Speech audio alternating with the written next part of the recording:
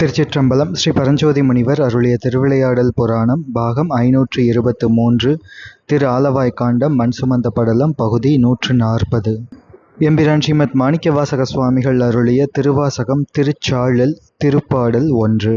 பூசுவதும் வெண்ணீரு பூண்பதுவும் பொங்கரவம் பேசுவதும் திருவாயால் மறைபோலும் காணேடி. பூசுவதும் பேசுவதும் பூண்பதுவும் கொண்டென்னை ஈசனவன் எவ்வுயிர்க்கும் இயல்பானான் சாழலோ.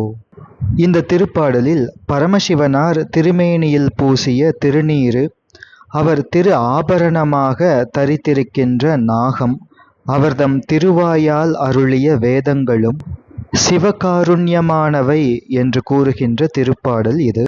இத்திருப்பாடலிலே ஒரு பெண் கேள்வியாக கேட்கின்றாள்.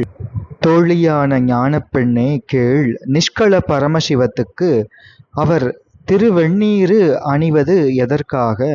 நாகத்தை ஆபரணமாக அணிவது எதற்காக? அவர்தம் திருவாயால் வேதங்களை அருளியது எதற்காக என்று கேட்கின்றாள்.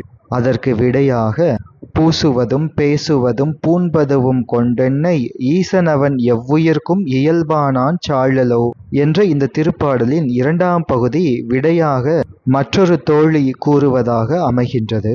அடியோங்களை ரட்சிப்பதற்காக பெரும் கருணையினால் திருவுள்ளம் கொண்டு வெந்த சாம்பலை விரை என்பதாக தழல் பொடி சுபாவம் போல திருமேனியில் தரித்த கருணை, அனாதிமுத்த அறிவுடையான் சர்பாபரணம் தரிக்கின்றார் என்பது சக்தியை உயிருக்கு திரோதானம் நீங்க தரிப்பது ஆகும். இவைகளை திரு அங்கங்களாக உடைய ஈசன் சிவபெருமான் சர்வ உயிர்க்கும் உயிரான பெரும் கருணை சுபாவனே ஒழிய வேறு விகார பந்தப்பட்ட பொருள் அல்லன் என்பது பொருள். ஏடி என்று அழைத்து ஒரு பெண் இந்த கேள்வியை கேட்கின்றாள். ஏடி என்பது பெண்பால் முன்னிலையாக வருகின்ற ஒருமை விழி. இது தற்பொழுது பழக்கத்தில் ஏண்டி என்று வழங்கி வருகின்றது. ஒரு பெண் மற்றொரு பெண்ணை அவ்வாறு தோழமை பற்றி உரிமை பற்றி ஏண்டி என்று அழைப்பது வழக்கத்திலே இருப்பது. அது செய்யுளிலே ஏடி என்று வருகின்றது. இப்படி ஒரு பெண் மற்றொரு பெண்ணை ஏடி என்று அழைத்து இந்த பகுதியில் எல்லா பாடல்களிலும் கேள்விகளை கேட்கும் முறைமையாக அமைந்திருக்கின்றது. எனவே ஏடி, உங்கள் சிவபெருமான் பூசிக்கொள்வது வெண்ணிறமுள்ள சாம்பல், அணிந்து கொள்வது பாம்பு, அழகிய வாயால் பேசுவது மறைகள், இவைகளெல்லாம் பித்தர்களினுடைய செயல்கள் என்று தெரிந்து கொள்வாயாக என்ற பொருள் தொனிக்கும்படி கேள்வி அமைய, அதற்கு இந்த பெண் பதில் சொல்கின்றாள். என் தலைவன் அவற்றை பூசிக்கொள்வதும் அணிந்து கொள்வதும் பேசுவதும் ஆகியவற்றால் இயல்பாகவே எல்லா உயிர்களுக்கும் இறைவனாக இருக்கின்றார் என்ற உட்பொருளை நீ அறிய மாட்டாயோ? உன்னுடைய அறிவின் நுட்பம்தான் என்னே என்று பதில் சொல்கின்ற பெண் கைகொட்டி சிரித்து பதில் சொல்கின்றாள். பூசுவதும் வெண்ணீரு, ஒப்பற்ற தலைவனாக இருக்கும் அவன் திருமேனியில் பூசிக்கொள்ள வேண்டியது நறுமணம் கலந்த சந்தனக் கலவையாகவாவது இருத்தல் வேண்டும். ஆனால் வெண்ணிறமான சுடுகாட்டுச் சாம்பலை பூசிக்கொள்கின்றார். அவர் பூண்பது பொங்கரவம், அவர் அணிகலனாக தரித்து கொள்ள வேண்டியது ஆட்டகப் பொன்னில் பதித்த நவமணிகளால் ஆன ஆபரணங்களாக இருக்க வேண்டும். அப்படி இருக்க சினம் பொங்குகின்ற நாகத்தை ஆபரணமாக அணிந்திருக்கின்றார். திருவாயால் பேசுவதும் மறைகள், வாயால் பேச வேண்டிய சொற்கள் மிக உயர்ந்ததும் பயன் தரத்தக்கதும் பொருட்செறிவும் உள்ளதுமான மொழியாக அமைய வேண்டும். ஆனால் அவர் பேசுவது பொருள் விளங்காத மொழியாக இருக்கின்றது. இவற்றால் அவர் பித்தன் போன்று இருக்கின்றார் என்பது கேள்வியாக அமைகின்றது. இதற்கு பதில் கூறுகின்ற பெண் சொல்கின்றாள். பூசுவதும் திருவெண்ணீரு, அவர் பூசிக்கொள்வது விபூதி. அது ஆதி விபூதி என்றும் அனாதி விபூதி என்றும் 2 வகைப்படும். மகா சம்ஹார காலத்தில் எல்லாம் அழிந்து சாம்பலாகும். இறைவன் ஒருவனே நிலைத்து நிற்பார். எனவே பெருமானைத் தவிர மற்ற அனைத்தும் அழிந்து சாம்பலாகி இருக்க, அப்போது நம் பெருமான் ஒருவரே நிலைத்து நிற்க, இந்த சாம்பல் தான் தங்குவதற்கு வேறு இடம் இல்லையால் எம்பெருமான் திருமேனியிலே படிந்தது. அந்த விபூதி மகாசம்ஹாரத்தின் முடிவிலே எல்லாம் அழிந்து போக எஞ்சியிருக்கின்ற விபூதி. இதுவே பின்னர் புனர்வுற்பவத்துக்கும் காரணமாக அமைகின்றது. இவ்வாறு இறைவன் தான் தோற்றக்கேடு இன்றி அனைத்தும் ஒடுங்கவும் மீண்டும் தோன்றவும் காரணமாக இருப்பதை இறைவனார் தரித்திருக்கின்ற விபூதி உணர்த்துகின்றது. எனவே அவர் இயல்பாகவே எல்லா உயிர்களுக்கும் ஈசனாக இருக்கின்றார் என்பது நிறுவப்படுகின்ற சித்தாந்தம். அந்தம் ஆதி என்மனார் புலவர் என்பது சிவஞான போத முதல் சூத்திரம்.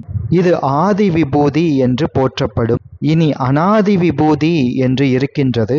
பராசக்தியே அனாதி விபூதியாக திகழ்கின்றாள். எப்படி என்றால், திருநீற்றை அணிந்த பெருமான் திருநீற்றை தன் வடிவமாகவே கொண்டவர். அவர் பேரருள் உடையவர். இறைவனுக்கு என்று ஒரு வடிவமும் உருவமும் இல்லை. ஆனால் உயிர்கள் தன்னை வழிபட்டு உய்ய வேண்டும் என்று கருணை கொண்ட சிவபெருமான் உயிர்களுக்கு உபகரிப்பதற்காகவே திருமேனி கொள்கின்றார். உயிர்களுக்கு அருள வேண்டும் என்கின்ற அந்த கருணை, அந்த பேரருள், அது இறைவனாரின் குணம். எனவே ஆன்மாக்கள் வழிபடுவதற்காக ஓர் திருமேனி தாங்கிக் கொள்ள வேண்டும் என்கின்ற இறைவனின் கருணை, அந்த இரக்கம், பேரருள், அதையே ஒரு உருவமாக கொண்டார் இறைவனார். அந்த அருளாகிய குணமே அம்பிகை என்று உருவகம் செய்யப்பட்டது. அந்த அம்பிகையே திருநீராக இருக்கின்றாள் என்பதை பராவணமாவது நீரு என்று எம்பிரான் திருஞான சம்பந்தமூர்த்தி நாயனார் திருமுறையிலே அருளியிருக்கின்றார். பராவணமாவது நீரு என்றால் பறையின் வண்ணமாவது நீரு. அப்படி இறைவனின் குணமாகிய இந்த திருநீரு குணியாகிய இறைவன் பால் என்றும் பிரியாமல் இருப்பது. எனவே இதற்கு அனாதி விபூதி என்று பெயர். இப்படி அனாதி விபூதியாக பெருமானின் குணமான பராசக்தியே இருக்க, மகாசம்ஹார காலத்தில் புவனங்கள் 224 கலைகள் 5 தத்துவங்கள் 36 அனைத்தும் எம்பெருமானால் மகாசம்ஹாரம் செய்யப்பட்டு எரித்து அவற்றின் சாம்பல் தங்குவதற்கு வேறு ஒரு இடம் இல்லாமையால் இறைவனின் திருமேனியிலே படுகின்றதே, அது ஆதி விபூதி என்று போற்றப்படுகின்றது. இனி இறைவனார் ஆபரணமாக தரித்திருப்பது பாம்பு. பாம்பு இங்கே குண்டலினி சக்தியை குறித்து நிற்கின்றது. அந்த குண்டலினி சக்தியை தொழில்படுத்துபவர் இறைவர். அந்த குண்டலினி சக்தியை இறைவன் இயக்கினால் யோக நெறியில் ஆன்மா முன்னேறி இறைவனை எய்தும். எனவே புவனங்களின் தோற்ற ஒடுக்கங்களுக்கு காரணமான முழு முதல் பொருள் அந்த தோற்ற ஒடுக்கங்களின் இடைப்பட்ட காலத்தில் வாழும் உயிர்களை காத்து மேற்கதியில் செலுத்துவது. அந்த உண்மையே இங்கு இறைவன் பாம்பை, நாகத்தை ஆபரணமாக தரித்திருப்பதின் உண்மை ஆகும். எனவே எவ்வுயிர்க்கும் ஈசனாக இயல்பாக இருக்கின்றார் பெருமான் என்ற சித்தாந்தம் நிலைநாட்டப்படுகின்றது. இனி இறைவனார் பேசுவது வேதங்கள். அவை ரிக்யஜுர் சாம அதர்வணம் என்ற 4, காமிகம் முதல் வாதுள்ளம் வரை இருக்கின்ற 28 சிவாகமங்கள். இவ்வாறு வேத சிவாகமங்களை இறைவன் அருளியிருக்க, அவைகளின் அர்த்தங்கள், தாத்பரியங்கள், அவைகளின் பொருள் உனக்கு புரியவில்லை. எனவே நீ இவைகளையெல்லாம் பிதற்றித் திரியும் மொழிகள் என்று நீ சொன்னாய். புத்த சமயத்தவர்கள் ஏற்றுக்கொள்கின்ற பிரத்யக்ஷம் மற்றும் அனுமானம் என்ற 2 பிரமாணங்கள் மட்டும் போதாது. இறைவனையும் இறைவனார் அருளிய வேதாகமங்களின் பொருளை உணர்வதற்கு பிரத்யக்ஷ அனுமான பிரமாணங்கள் மட்டும் போதாது. ஆகம பிரமாணம்தான் மிக அதிமுக்கியமானது. ஸ்வர்க்கங்கள், நரகங்கள், மேலே இருக்கின்ற புவனங்கள், அவற்றிலே இருக்கின்ற தத்துவங்கள், ஆங்கே தங்கி தவம் செய்கின்ற உயிர்கள், இவைகளை பற்றியெல்லாம் தெரிந்து கொள்வதற்கு உதவுவன ஆகம பிரமாணங்களே. நான்மறைகளும் 28 ஆகமங்களும் அவற்றின் பொருள்களை இந்த உயிர்கள் தாமே தெரிந்து கொள்ள முடியாது. நானே முயற்சி செய்து வேதங்கள், ஆகமங்களின் உட்பொருளை தெரிந்து கொள்வேன் என்று ஒருவர் முயன்றால், தன்னுடைய ஆத்மபோதம் கொண்டு ஆராய்ச்சி செய்து இவற்றின் பொருள்களையெல்லாம் நானே தெரிந்து கொள்வேன் என்று முயன்றால், அது நிச்சயமாக விபரீதமாகத்தான் சென்று முடியும். உயிர்கள் தாமே இவற்றின் பொருட்களையெல்லாம் தெரிந்து கொள்ள முடியாது. அப்படியென்றால் எப்படித்தான் இதன் பொருள்களையெல்லாம் தெரிந்து கொள்வது என்றார். உயிர்களுக்கு பரிபக்குவம் வந்த காலத்திலே, உரிய காலத்திலே இறைவனே நேரே வந்து வேதாகமங்களின் பொருளையெல்லாம் உணர்த்துவார். அவர் உணர்த்தினாலன்றி வேதாகமங்களின் பொருளை ஒரு சிறிது கூட நம்மால், நம்முடைய தன் முயற்சியினால், தன் முனைப்பினால், ஆத்மபோதத்தினால் தெரிந்து கொள்ள முடியாது. எனவே இறைவனார் பூசுகின்ற விபூதி, அவர் தரித்திருக்கின்ற நாகாபரணம், அவர் பேசுகின்ற வேதாகமங்களாகிய மொழிகள், இவைகளையெல்லாம் கொண்டு அப்பெருமான் அவர் இயல்பாகவே எல்லா உயிர்களுக்கும் ஈசனாக இருக்கின்றார் என்ற சித்தாந்தம் நிலைநாட்டப்படுகின்றது. அவர் இயல்பாயிருப்பது அவரே முழுமுதல் கடவுளாம் தன்மை. இந்த தன்மை வேறு ஒருவரால் இறைவனாருக்கு கொடுக்கப்படாதது. தவம் முதலியன முயன்றும் அடைய முடியாதது இந்த முழுமுதல் கடவுளாம் தன்மை. இயல்பு என்பது குணியில் அமைந்திருக்கின்ற குணம் போல பிரிக்க முடியாதது. எனவே முக்தி இன்பம் பெற வேண்டும் என்று முயற்சி செய்கின்ற உயிர்களுக்கும், முக்தி என்று ஒரு பொருள் இருக்கின்றது என்று தெரியாமல் இந்த உலக விஷயங்களை நுகர்கின்ற உயிர்களுக்கும், முக்தியை அடைந்த முக்தான்மாக்களுக்கும் என்று எந்த வகை ஆன்மாக்களுக்கும் இறைவனே ஈசன், சிவபரம்பொருளே முழுமுதல் கடவுள் என்கின்ற தன்மை, அது இறைவன் பூசுகின்ற திருவெண்ணீரு, இறைவன் தரித்திருக்கின்ற நாகாபரணம், இறைவன் மொழிகின்ற வேதாகமங்கள், இவைகளை கொண்டு நாம் உணர்ந்து கொள்ள வேண்டும். இந்த உண்மைகளை கூட அறியாமல் நீ இப்படி கேள்வி கேட்கின்றாயே, உன்னுடைய அறிவின் நுட்பம்தான் என்னே என்று பதில் சொல்கின்ற பெண் கைகொட்டி சிரித்து கேள்வி கேட்ட பெண்ணை நோக்கி இவ்வாறு விளக்கம் சொல்கின்றாள்.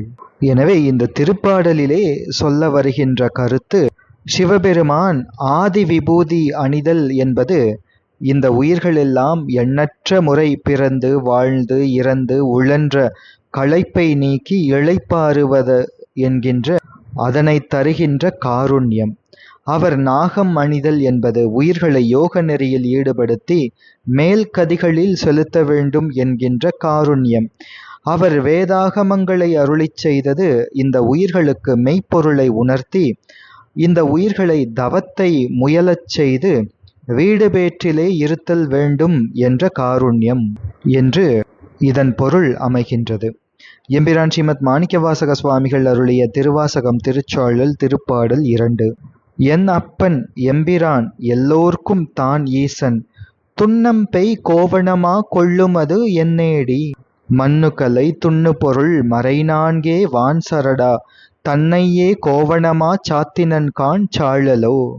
இந்த திருப்பாடலிலே முதல் பெண் எழுப்புகின்ற கேள்வி என்னவென்றால், என்னை முதலான உயிர்களையெல்லாம் சிருஷ்டிக்கும் தகப்பனாகவும், சிருஷ்டிக்கப்பட்ட உயிரான என்னை ரட்சிப்பதாகவும், மற்றுமுள்ள எல்லா மூவகை ஆன்மாக்களுக்கும் உயிரான நாதன் திருமேனியிலே தைத்த கோவணத்தை தரித்திருக்கின்றாரே தோழி பெண்ணே, ஏன் என்று கேள்வி கேட்கின்றாள். அதற்கு பதில் சொல்கின்றாள் மற்றொரு பெண் என்னவென்றால், என் உயிர் தோழியே, அனுபூதி கேட்பாயாக. கோவணக் கள்வனான பரமசிவனார் தன் திருவுள்ளத்துக்கு ஏற்பதான திருவுரு கொள்ள என் பொருட்டு திருவுள்ளம் கொண்ட போதன், ஆதியே தன்னால் அருளிய பரஞானம் அபரஞானம் படங்குடில் ஆனால் போல, அதுவே கலையே கலையாக, அத்வைதமே தையலாக, வேதங்களே சரடாக, இன்பக் கருணை வடிவமாக இருப்பதுதான் எம்பெருமான் தன் திரு இடுப்பிலே சார்த்தி கொள்கின்ற திருக்கோவணம். அந்த அனுபூதி அடியார் பெற தரித்ததை ஒழிய அது அவருக்கு விகார பந்தம் அல்ல அடி தோழி என்பது இதனுடைய பதில். எனவே இந்த திருப்பாடல் அமைகின்றது, ஏண்டி தோழி, சிவபெருமானே என் தந்தை, எங்கள் தலைவன், எல்லோருக்கும் தானே கடவுள் என்று நீ சொன்னாயே, பேசுகின்றாயே, அத்துணை மேலான பொருளாக இருக்கின்றவன் தைத்த கோவணத்தை ஏன் அணிந்து கொள்கின்றார் என்ற பதிலுக்கு, நூல்களிலே நிறைந்திருக்கின்ற நிலைபெற்ற பொருட்கள் விரவியுள்ள நான் மறைகளே மேன்மையுள்ள அந்த கோவணத்துக்குச் சரடாக அமைய, அந்த மறைகளில் நிறைந்துள்ள பொருட்களையே கோவணமாக அணிந்து கொண்டார் பெருமான் என்பதை நீ அறிவாயாக. இதுகூட அறியாத உன் மதிநுட்பம் அதை என்னவென்று சொல்வது என்று கைகொட்டி நகைத்து இந்த பதிலை கூறுகின்றாள் இந்த பெண். மேலைய திருப்பாட்டிலே இறைவன் சிவபெருமானே என் அப்பன், எம்பிரான் எல்லார்க்கும் ஈசன் என்று சொன்னாள். எனவே என் அப்பன், என்னை பேணும் தந்தை, எம்பிரான் எனக்கும் என் குடும்பத்துக்கும் என் முன்னோர்களுக்கும் என் வழித்தோன்றல்களுக்கும் குலதெய்வம், எல்லோர்க்கும் தான் ஈசன், எல்லோர்க்கும் பெருமானாக ஈசனாக இருக்கின்றார். அத்துணை மேலான பெருமான் எதனை வஸ்திரமாக தரித்திருக்க வேண்டும், எதனை வஸ்திரமாக ஏற்றுக்கொண்டிருக்க வேண்டும்? பொன் இழைகளும் பட்டு இழைகளும் விரவ நெய்த பொன்னாடை அணியாமல் தைத்த கோவணத்தை அணிந்து கொண்டிருக்கின்றாரே, அது துன்னம்பெய் கோவணம். துன்னம் என்றால் தையல். துறவிகள் எல்லாம் அரைஞான் அணிய மாட்டார்கள். எனவே அவர்கள் கோவணம் உடுத்துவதற்காக அரைஞானுக்கு பதிலாக அந்த கோவணத்திலே இருவிரல் அகலமாக போதிய நீளமாக இருக்கின்ற ஒரு வெள்ளை துணியை அணிந்து கொள்வார்கள். இதனை கீழ் என்று நூல்களிலே குறிப்பிடுகின்றார்கள். அப்படி கீழ் என்பது அந்த சரடு போல இருக்க அதன் நடுவிலே கோவணத்தை அமைத்து இரண்டும் ஒன்றாக சேரும்படி தைத்திருப்பார்கள். அதனைத்தான் இங்கே தைத்த கோவணம், தையல் பொருந்திய கோவணம் என்று அந்த சரடோடு கூடிய கோவணத்தை இந்த திருப்பாடல் கூறுகின்றது. அந்த கோவணம் கூட புதியதாக இல்லாமல் கிழித்து தைக்கப்பட்டிருக்கின்றது என்ற குறிப்பும் இதிலே இருக்கின்றது. இது பூர்வ பட்சம். இனி இதற்கு பதில் கூறுகின்ற சித்தாந்தம். அதனை பதில் சொல்கின்ற பெண் அருளுகின்றாள். கலை துண்ணும் மண்ணும் பொருள் மறை நான்கே வான்சரடா என்று இந்த திருப்பாடல். கலை என்பது கலை நூல்களை குறிக்கின்றது. நூல்கள், சாஸ்திரங்கள் என்பவை உலகியல் பற்றிய சாஸ்திரங்கள் கலைகளாகவும் இருக்கும், மெய்ப்பொருள் பற்றிய கலைகளாகவும் இருக்கும் என்று இரண்டு வகையான கலைகள். துண்ணு கலை என்பது கலை நூல்களிலே நெருங்கி நிறைந்திருக்கின்ற பொருள், அது மண்ணு பொருள். மண்ணு பொருள் என்பது நிலையாக இருக்கின்ற பொருள்கள். கலை நூல்கள், சாஸ்திரங்கள் இவை எல்லாமே மகாசம்ஹார காலத்திலே 4 வகை வாக்குகளிலே ஒடுங்க, அந்த வாக்குகள் சுத்தமாயையிலே ஒடுங்க, அது காரணமாயையிலே ஒடுங்கும். புனர்வுற்பவத்தில் இவையெல்லாம் எப்படி ஒடுங்கியதோ அதே முறையிலே புனர்வுற்பவத்திலே வெளிப்படும். எனவே அதனை மண்ணு பொருள், நிலைத்த பொருள் என்று அருளுகின்றார் இந்த திருப்பாடலிலே. அப்படிப்பட்ட 4 வகை வாக்குகளிலிருந்து தோன்றுகின்ற ரிக் முதலான 4 மறைகள், 28 சிவாகமங்கள், இவற்றைத்தான் வான் சரடு என்று அருளுகின்றார். அப்படி வேத சிவாகமங்கள் வாக்குகளிலே வெளிப்பட்டு வாக்குகளிலே ஒடுங்கி மறுபடியும் வெளிப்படுத்தப்படுவதாக இருந்தாலும் அந்த வேத சிவாகமங்களிலே சொல்லப்பட்ட பொருள் அது நிலைத்த பொருள், அது நிலையான சிவபெருமானை பற்றி பேசுகின்ற பொருள். எனவே அவைகளை நிலைத்த பொருள் என்று இதிலே அருளுகின்றார். 4 வகை வாக்குகளிலே வைகரி வாக்கு அது தன்னுடைய செவிக்கு மட்டும் கேட்கும் சூக்ஷ்ம வைகரி என்றும், மற்றவர் செவிகளுக்கு கேட்கும் ஸ்தூல வைகரி என்றும் 2 வகைப்படும். இதிலே ஸ்தூல வைகரி மகாசம்ஹார காலத்திலே சூக்ஷ்ம வைகரியிலே ஒடுங்க, சூக்ஷ்ம வைகரி மத்தியமா வாக்கிலே ஒடுங்க, மத்தியமா பஷ்யந்தி வாக்கிலே ஒடுங்க, அது சூக்ஷ்மை அல்லது பரா என்ற வாக்கிலே ஒடுங்க, அது சுத்தமாயையிலே ஒடுங்க, சுத்தமாயை காரணமாயையிலே ஒடுங்குவதால் அதே போன்று புனர்வுற்பவத்திலே மீண்டும் ஒடுங்கிய வழியே அது எப்படி ஒடுக்கப்பட்டதோ அதே முறையிலே வெளிப்படுத்தப்படும். அப்படிப்பட்ட 4 மறைகளையும் சிவாகமங்களையுமே சரடாக தன் திரு இடுப்பிலே அணிந்திருக்கின்றார். அந்த வேத சிவாகமங்களாகிய சரடுகளை பற்றி நிற்கும் கோவணமாக வேத சிவாகமங்களின் பொருள் அமைகின்றது.